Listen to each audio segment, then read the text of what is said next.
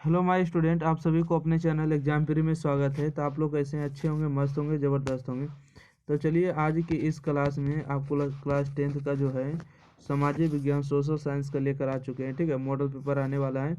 तो इसमें 80 ऑब्जेक्टिव आने वाला है और यही बोर्ड एग्जाम में पूछा जाएगा इसी से। ठीक है, तो आपको शुरू से अंत तक बने रहना है, तभी तो आपको पूरा समझ में आएगा। ठीक है, और इन सबको निर्देशांक के बारे में बाद में देखेंगे, क्योंकि आपको पता है कि समय बहुत कम है। तो इसलिए आइए क्वेश्चन पर फोकस करेंगे।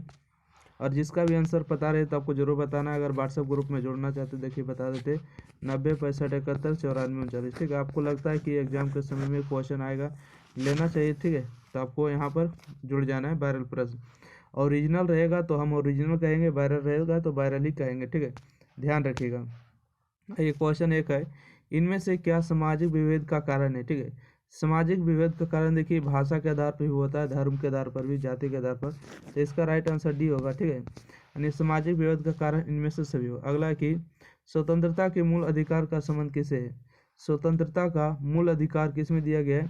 तो अनुच्छेद 19 में जो है सभी प्रकार के स्वतंत्रता का अधिकार है। ठीक है, अनुच्छेद 15 में कहा गया है कि जाति धर्म भेद भाव नहीं करना, और अनुच्छेद 14 में कहा गया है कि समानता का अधिकार है। ठीक है, तो आइए, और ऑप्शन नंबर इसका सी इसका सही जवाब है। प्रेस की स्वतंत्रता है, घूरने फिरने की स्वतंत्रता सभी प्रकार के।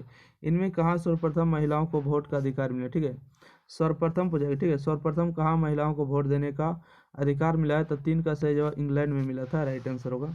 इनमें कौन पंचायत का व्यवस्थापिका है? ठीक है, पंचायत के बारे में बताना है। ठीक है, तो 4 का सही जवाब ए नंबर होगा, ग्राम सभा। अगला नीति विदेश नीति को किस सूची में रखा गया? ठीक है, विदेश नीति को किस सूची में रखा गया है? तो संवर्धित सूची में रखा गया। ठीक है, अगला प्रश्न बढ़िएगा, क्वेश्चन नंबर 6। कहते हैं सूचना का अधिकार नामक विधेयक का पारित हुआ? तो सूचना का अधिकार बना था 1905 ईस्वी में, डी नंबर। ठीक है, 6 का डी नंबर सही जवाब होगा। अगला है भारतीय जनता पार्टी के प्रथम अध्यक्ष कौन थे? भारतीय जनता पार्टी के जो प्रथम अध्यक्ष थे इसका नाम था अटल बिहारी वाजपेयी थे, जिनका हाल ही में क्या हो गया, निधन हो गया। आइए क्वेश्चन नंबर 8। क्वेश्चन नंबर 8 में पूछा गया इनमें से किस पार्टी का विलय जनता दल यूनाइटेड में हुआ? ठीक है, इनमें से किस पार्टी का विलय जो है जनता दल यूनाइटेड में हुआ है? तो 8 का सही जवाब होगा, यानी समता पार्टी का। ठीक है, अगला है किस संवैधानिक संशोधन द्वारा संविधान की प्रस्तावना में धर्मनिरपेक्ष जोड़ा गया? ठीक है, धर्मनिरपेक्ष जोड़ा गया है, तो ये आपके एग्जाम में पूछा गया था हाल ही में। ठीक है, तो 9 का सही जवाब होगा 42वां संविधान संशोधन। ठीक है, 1976 में, याद रखिएगा, राइट। अगला प्रश्न है, इनमें से कहाँ एकात्मक शासन व्यवस्था है? ठीक है, एकात्मक शासन व्यवस्था कहाँ है? तो 10 का सही जवाब होगा श्रीलंका में एकात्मक शासन व्यवस्था है। इनमें से किस राज्य का विशेष दर्ज प्राप्त है? तो बताइएगा विशेष दर्ज प्राप्त कहाँ है? तो 10 का जो सही जवाब होगा ऑप्शन नंबर डी, सॉरी 11 का राइट आंसर होगा अरुणाचल प्रदेश में। ठीक है, पहले जम्मू कश्मीर में था, तब जम्मू कश्मीर का दर्जा जो है समाप्त कर दिया गया। अगला है केंद्र में पहली बार गैर कांग्रेसी सरकार का गठन किसकी अध्यक्षता में हुआ? केंद्र में पहली बार गैर कांग्रेसी सरकार का गठन किसकी अध्यक्षता में हुआ? तो 12 का सही होगा मोरारजी देसाई। पानी के निजीकरण के कारण कहाँ जन संघर्ष हुआ था? तो इसका राइट आंसर होगा बोलिविया में। ठीक है, बोलिविया इसका करेक्ट आंसर होगा। 13 का राइट आंसर कौन होगा? B number. चलिए अगला प्रश्न बढ़ते हैं, क्वेश्चन नंबर 14 में कहते हैं कि संविधान सभा का गठन कब हुआ था? संविधान सभा का गठन कब हुआ था? तो 14 का सही जवाब होगा 1946 में। अगला है कि बिहार पंचायती राज अधिनियम 2006 के अनुसार महिलाओं को कितनी प्रतिशत आरक्षण का प्रावधान है? ठीक है, आपसे पूछा गया है बिहार के बारे में। ठीक है, बिहार में अगर आप लोग से पूछा जाता है तो बिहार में कितना बताइएगा? 50%। अगर पूरे पूछेगा ऑल इंडिया पूरे भारत में जो है महिलाओं के लिए कितना है? 33% बताएगा। ठीक है, तो बिहार के लिए पूछा है तो 50%। ग्राम कचहरी का प्रधान कौन होता है? ठीक है, ग्राम कचहरी का प्रधान कौन होता है? तो सरपंच होता है, इसका सही जवाब बी नंबर। यानी कि यूनान को एक स्वतंत्र राष्ट्र कब घोषित किया गया? बताइएगा यूनान को कब एक स्वतंत्र राष्ट्र घोषित किया गया? तो 17 का जो सही जवाब होगा 1829 ईस्वी में किया गया था।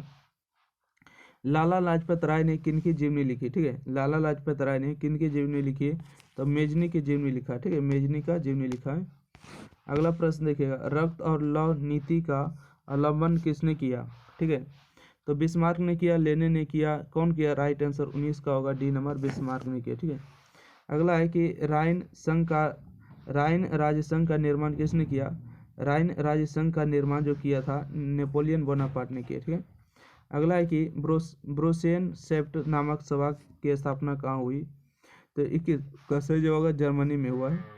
निम्नलिखित में कौन यानी यूटोपियन समाजवादी था? ठीक है। यूटोपियन समाजवादी कौन था? तो 22 का सही जवाब होगा इनमें से सभी था। सेंट साइमन था, रॉबर्ट ओवन था, लुई ब्लम था। ठीक है। तो इनमें से सभी राइट आंसर डी नंबर याद रखिएगा। अगला प्रश्न देखिएगा क्वेश्चन नंबर 23 है, बोल्शेविक क्रांति इनमें से किस नाम से जानी जाती है? ठीक है। बोल्शेविक क्रांति को इनमें से किस नाम से जानी जाती है?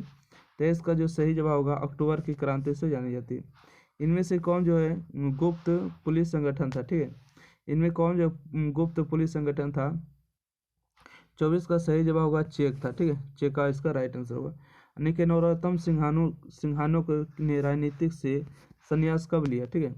बताइएगा संन्यास कब लिया? तो 25 का सही जवाब होगा 1978 ईस्वी में। भारत में रेलवे की शुरुआत किसके शासनकाल में हुआ? तो लॉर्ड डलहौजी के शासनकाल में हुआ। ठीक है। अगला प्रश्न बढ़ते, मुंबई और थाने के बीच में हुआ था, ये भी ध्यान रखिएगा। और कब हुआ था? तो आप लोग याद रखिएगा 1853 ईस्वी में। ठीक है। 34 किलोमीटर चला था ना। अगला प्रश्न बढ़ते हैं, कहते हैं कि गांधी ने दांडी यात्रा की शुरुआत कहाँ से की? तो गांधी ने दांडी यात्रा की शुरुआत कहाँ से की थी? साबरमती से। ठीक है। 27 का सही जवाब बी नंबर होगा। चलिए अगला बढ़ते हैं 28 नंबर प्रश्न की ओर। क्वेश्चन नंबर 28 में देखिएगा क्या है, स्वराज पार्टी का प्रथम सम्मेलन कहाँ हुआ? ठीक है। स्वराज पार्टी का प्रथम सम्मेलन कहाँ हुआ? तो इसका सही जवाब होगा आपको इलाहाबाद में हुआ। ठीक है। इलाहाबाद का नाम हो गया प्रयागराज। अगला, इनमें इनमें से किन्हें सीमांत गांधी के नाम से जाना जाता है? सीमांत गांधी या अब्दुल गांधी के नाम से भी जाना जाता है। खान अब्दुल गफर खान। ठीक है। वेदों की ओर लौटो का नारा किसने दिया? तो स्वामी दयानंद सरस्वती ने। ठीक है। ऑप्शन नंबर इसका ए सही जवाब होगा। 30 का सही जवाब ए नंबर होगा। ठीक है। अगला है कि बिहार प्रांतीय किसान सभा की स्थापना किसने की? बिहार प्रांतीय किसान सभा के जो स्थापना करने वाले नाम थे उनका नाम था सहजानंद सरस्वती। ठीक है। इन्हीं का शिष्य था। अगला प्रश्न बढ़िएगा, क्वेश्चन नंबर 32 है कि भारत में पहला फैक्ट्री एक्ट कब पारित की हुआ था? ठीक है। भारत में पहला फैक्ट्री एक्ट कब पारित हुआ था? 32 का सही जवाब सी नंबर होगा 1881 ईस्वी में।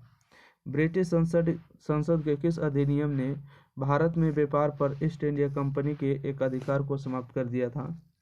33 का सही जवाब हुआ पीटर्स इंडिया एक्ट। ठीक है। पीटर्स इंडिया एक्ट होगा। City of Bombay improvement trust की स्थापना के पीछे इनमें से क्या कारण था? 34 का सही जवाब प्लेग महामारी था। ठीक है। प्लेग महामारी था सही जवाब। अगला है कि सोम प्रकाश साप्ताहिक पत्रिका का प्रकाशन किसने किया? ठीक है। सोम प्रकाश साप्ताहिक पत्रिका का जो प्रकाशन करने वाले थे कौन थे? 35 का सही जवाब होगा ईश्वर चंद्र विद्यासागर। न्यू इंडिया समाचार पत्र को किसने शुरू किया? तो ये करने वाले कौन थे? एनी बेसेंट थे। इसका सही जवाब 3 नंबर होगा। ठीक है। अब देखिएगा क्वेश्चन हमारा 35 36 हो गए 37 आइएगा। कहते हैं कि रेशम मार्ग कहाँ से प्रारंभ होता था? ठीक है। रेशम मार्ग जो है कहाँ से प्रारंभ होता था? तो चीन से प्रारंभ होता था। ठीक है। इन देशों में से कौन प्राकृतिक संसाधनों में अत्यंत विपन्न है? ठीक है। कौन है? तो 38 का सही जवाब होगा जापान। ठीक है। जापान में प्राकृतिक संसाधन अत्यंत विपन्न है। अगला प्रश्न है, इन राज्यों में कौन सर्वाधिक वन वाला है, या इनमें से किस राज्य में सबसे अधिक वन क्षेत्र है?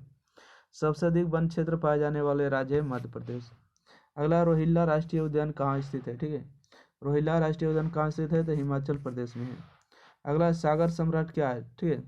सागर सम्राट क्या है? तो इसका राइट आंसर होगा अपतटीय रेल रिंग होगा। ठीक है। अपतटीय तेल रिंग इसका सही जवाब होगा। तो इसके बारे में याद हो चुका है। चलिए अगला प्रश्न बढ़िएगा क्वेश्चन नंबर 42। क्वेश्चन नंबर 42 में आपसे पूछा गया कि रूस के सहयोग से किस परमाणु विद्युत ग्रह का निर्माण किया गया था? रूस के सहयोग से किस परमाणु विद्युत ग्रह का निर्माण किया गया था? तो इसका सही जवाब होगा कुडनकुलम परमाणु विद्युत ग्रह। ठीक है। ऑप्शन नंबर सी।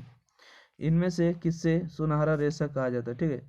सुनहरा रेशा किसे कहा जाता है? तो इसका राइट आंसर आप लोग को बीच में होगा 43 का ए नंबर कपास को। ठीक है। अगला है कि इनमें से किससे जो है अंगोरा ऊन प्राप्त किया जाता है? ठीक है। अंगोरा ऊन प्राप्त किया जाता है 44 का सही जवाब होगा सी नंबर खरगोश को। ठीक है। अंगोरा ऊन इसी से प्राप्त किया जाता है।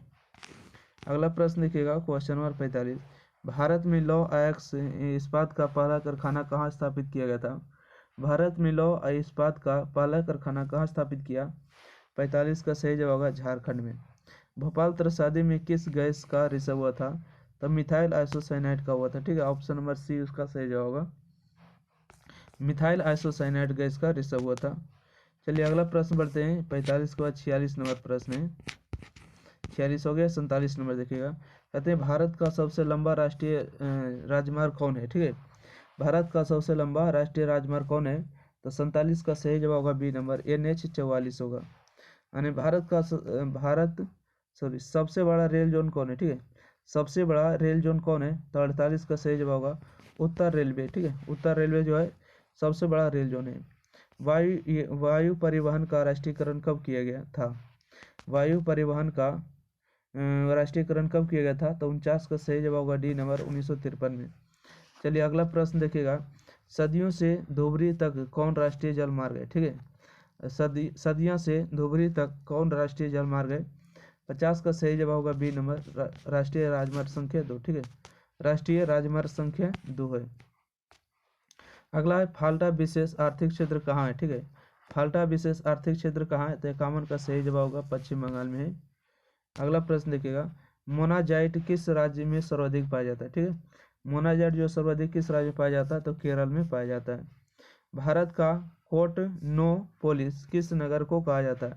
ठीक है, कोटनोपोलिस किस नगर को कहा जाता है? 53 का सही जवाब होगा मुंबई को कहा जाता है। केंद्रमुख में कौन खनिज पाया जाता है? तो केंद्रमुख में जो पाया जाता है लौह अयस्क पाया जाता है। ठीक है, लौह अयस्क पाया जाता है। अगला प्रश्न है कि त्रिवेणी नहर का निर्माण कहाँ किया गया? त्रिवेणी नहर का निर्माण कहाँ किया गया? तो 55 का सही जवाब होगा आप लोगों में पश्चिम बंगाल में किया गया। ठीक है, अगला इन परियोजनाओं में से कौन सीतामढ़ी जिले में स्थित है? ठीक है, कौन सा परियोजना जो सीतामढ़ी जिला में स्थित है? तो बागमती परियोजना होगा। अबरख उत्पादन में भारत का विश्व में कौन सा स्थान है? तो अबरख के उत्पादन में भारत का स्थान विश्व में कौनवा है? तो पहला स्थान है। भारत में चाय का अग्रणी उत्पादक राज्य कौन है? तो चाय सबसे ज्यादा कहाँ होता है? तो असम में होता है चाय का सबसे अधिक उत्पादन। अगला प्रश्न है कि एल्युमिनियम बनाने में किस खनिज की आवश्यकता पड़ती है? ठीक है, एल्युमिनियम बनाने में किस खनिज की आवश्यकता पड़ती है? तो बॉक्साइट की आवश्यकता पड़ती है। 59 का सही जवाब सी नंबर। ठीक है, अगला 50 सेंटीमीटर से कम वर्षा वाले क्षेत्र में कौन सी स्थिति उत्पन्न होती है? तो बताइएगा कौन सी होती है? 60 का सही हो, सूखा होती है ना। किस नदी को बिहार में बाढ़ का मुख्य कारण माना जाता है? ठीक है, बताइएगा इसका सही जवाब क्या होगा? तो किस नदी को बिहार में बाढ़ का मुख्य कारण माना जाता है? तो कोसी नदी को है ना। 61 का सही जवाब हो गया आप लोग को सी नंबर। इन प्राकृतिक आपदाओं में से कौन बिहार को प्रतिवर्ष प्रभावित करता है? तो कौन जो है बिहार को प्रतिवर्ष प्रभावित करता है? तो इसका सही जवाब होगा डी नंबर, बाढ़ प्रभावित करता है। आदि केंद्र का संबंध इनमें से है? आदि केंद्र का संबंध इनमें से किससे है? तो 63 का सही जवाब सी नंबर होगा, भूकंप से है। ठीक है, अगला प्रश्न देखिएगा, क्वेश्चन नंबर 64 है। भारत में जनसंख्या की दृष्टि से बिहार का कौन सा स्थान है? तो भारत में जनसंख्या की दृष्टि से बिहार में कौन सा स्थान रखता है? तो तीसरा स्थान रखता है। ठीक है, प्रति व्यक्ति आय को इनमें से किस नाम से जानते हैं? ठीक है, प्रति व्यक्ति आय को इनमें से किस नाम से जानते हैं? तो 65 का सही जवाब होगा औसत आय के नाम से जानते हैं। विनिमय की प्रारंभिक अवस्था में व्यापार किस पर आधारित था? तो 66 का सही जवाब ए नंबर होगा, वस्तु विनिमय प्रणाली, अर्थात वस्तु से वस्तु का लेन देन करना। अगला है मैक लगन समिति का संबंध इनमें से किसे है? तो इसका सही जवाब होगा आपको गरीबी से। ठीक है, मैक लगन समिति का संबंध इनमें से किसे है? तो गरीबी से है। अगला प्रश्न देखिएगा, क्वेश्चन नंबर 68। कहते हैं लघु उद्योग की अधिकतम निवेश सीमा क्या है? लघु उद्योगों की अधिकतम निवेश सीमा क्या है? तो 68 का सही जवाब होगा 3 करोड़ है। नीति आयोग का पदेन अध्यक्ष कौन होता है? तो जो भारत के प्रधानमंत्री होते हैं, अर्थात अभी प्रेजेंट में नरेंद्र मोदी है। अगला प्रश्न है कि मानव परिश्रम से अर्जित धन क्या कहलाता है? ठीक है, मानव परिश्रम से अर्जित धन क्या कहलाता है? तो इसका सही जवाब आय कहलाता है। भारतीय रिजर्व बैंक का राष्ट्रीयकरण कब हुआ? तो भारतीय रिजर्व बैंक का स्थापना 1 अप्रैल 1935 को हुआ है ना। इसका सही जवाब होगा ऑप्शन नंबर बी। अगला है कि इनमें से कौन सामाजिक आधारभूत संरचना का भाग है। आधारभूत संरचना का एक भाग है तो शिक्षा एक भाग हो जाएगा। संयुक्त राष्ट्र ने किसे अंतर्राष्ट्रीय सहकारिता वर्ष घोषित किया है, तो इसका सही जवाब होगा आप लोग को 2012 ईस्वी में, ठीक है, 2012 ईस्वी में। उपभोक्ता अधिकार की घोषणा सर्वप्रथम कहाँ की गई थी, ठीक है, उपभोक्ता अधिकारों की घोषणा सर्वप्रथम कहाँ की गई थी, 74 का सही जवाब 80 नंबर अमेरिका में किया गया था। अगला प्रश्न देखिएगा, क्वेश्चन नंबर 75 है, विश्व की विभिन्न अर्थव्यवस्थाओं को एक दूसरे से जोड़ने वाली प्रक्रिया को क्या कहते हैं। 75 का सही जवाब होगा, देखिए, उदारीकरण भी, निजीकरण भी, वैश्वीकरण भी कहते हैं। इसका सही जवाब होगा इनमें से सभी डी नंबर होगा। इनमें कौन संस्थागत वित्तीय स्रोत का उदाहरण है। कौन जो संस्थागत है वित्तीय स्रोत का उदाहरण, वित्तीय मतलब पैसा से लेन देन करता है, तो इनमें से सभी होगा। वाणिज्यिक बैंक होगा, सहकारी बैंक होगा, क्षेत्रीय ग्रामीण बैंक होगा। अगला है, भारत का अधिकांश कार्यबल किस क्षेत्र में कार्यरत है।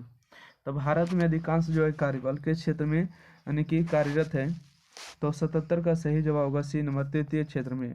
सेवा क्षेत्र को तृतीय क्षेत्र कहते हैं, प्राथमिक क्षेत्र को कृषि क्षेत्र और द्वितीय क्षेत्र को औद्योगिक क्षेत्र कहते हैं। भारत में मौद्रिक नीति का निर्धारण कौन करता है। तो भारत में मौद्रिक नीति का जो निर्धारण करते हैं वो भारतीय रिजर्व बैंक करता है, ठीक है, RBI। अगला, भूमि विकास बैंक को पहले किस नाम से जाना जाता था। तो भूमि विकास बैंक को पहले किस नाम से जाना जाता था, तो भूमि बंधक बैंक कहा जाता था। इनमें किस जमा में कोई ब्याज नहीं मिलता है, ठीक है, बताइए इनमें किस जमा में कोई ब्याज नहीं मिलता है, तो 80 का सही जवाब होगा चालू जमा में नहीं मिलता है किसी भी प्रकार का। तो इस प्रकार से जो है 80 क्वेश्चन आपको समाप्त हुआ। वीडियो अच्छा लगे लाइक करिए, शेयर करिए, चैनल सब्सक्राइब करिए, और सारे मॉडल पेपर का सोल्यूशन यहाँ पर देखने को मिलने वाला है, ठीक है, और इसका सब्जेक्टिव भी वीडियो मिल जाएगा, ठीक है। तो ज़्यादा से ज़्यादा शेयर करिए, लाइक करिए, चैनल सब्सक्राइब करिए। धन्यवाद।